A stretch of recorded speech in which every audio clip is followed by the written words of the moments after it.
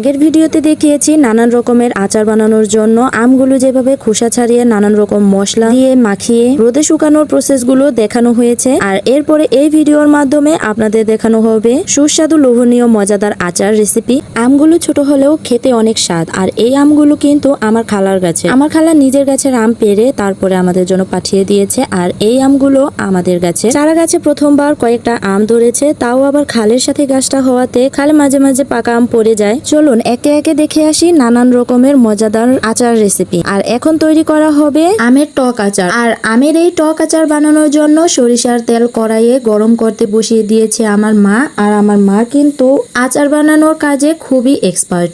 অনেক আচার বানাতে পারে, সব আচার তার হাতে এত সুস্বাদু লাগে যা বলার বাহিরে। আমরা সব বোনেরা যখন আচার বানাই তখন আমার মায়ের হাতেই আচার বানিয়ে সবাই শ্বশুর বাড়িতে নিয়ে যায়। এইখানে বানানো হচ্ছে আমের টক আচার। আর আমের টক আচার বানানোর জন্য কিন্তু সরিষার তেলের পরিমাণটা অনেক বেশি লাগে। যেই বয়ামের মধ্যেই আচারটা সংরক্ষণ করা হয় সেই বয়ম ভর্তি সরিষার তেল দিতে হয়, সাথে শুকনো মরিচ আর রসুনের কোয়া তো অবশ্যই দিতে হবে। এই আচারটা কিন্তু আলু ভর্তার সাথে অনেক টেস্ট লাগে। আর এই আচারটাই আলু ভর্তার সাথে সবচেয়ে বেশি মজা লাগে খেতে। সরিষার তেল দিয়ে আমের টক আচার রেসিপিতে একটুও কোনোভাবে চিনি ব্যবহার করা হয় না। আসসালামু আলাইকুম, সবাই কেমন আছেন? আশা করছি অনেক ভালো আছেন। আল্লাহর অশেষ রহমতে আমরাও অনেক ভালো আছি, আলহামদুলিল্লাহ। আজকে চলে আসলাম আচার রেসিপি নিয়ে। আর নানান রকমের এই আচার রেসিপি আপনাদের কাছে কেমন লাগলো তা অবশ্যই কমেন্ট বক্সে জানাতে ভুলবেন না। এখন বানানো হচ্ছে মিষ্টি আচার। আর এই মিষ্টি আচারের মধ্যে কিন্তু টক একেবারেই দিব না, মানে মিষ্টির পরিমাণটা একটু বেশি রাখবো যাতে টক না লাগে।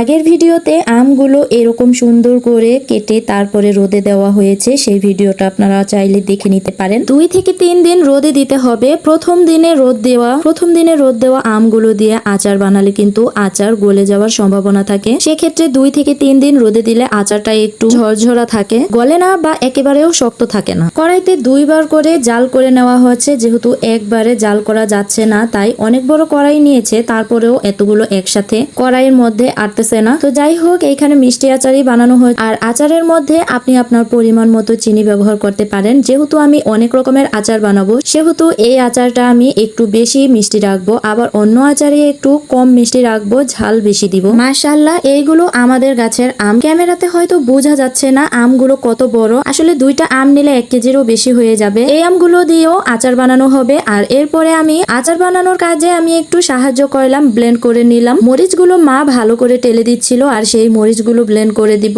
সাথে আছে পাঁচফোড়ন। আর আচারের মধ্যে পাঁচফোড়ন দিলে তো স্বাদ আরো বেড়ে যায়। পাঁচফোড়ন ছাড়া তো আচার দেওয়াই হয় না, আচার ভাবাই যায় না। মুন্সিগঞ্জের মানুষ সবকিছু রান্না বান্নাতেই খুব এগিয়ে।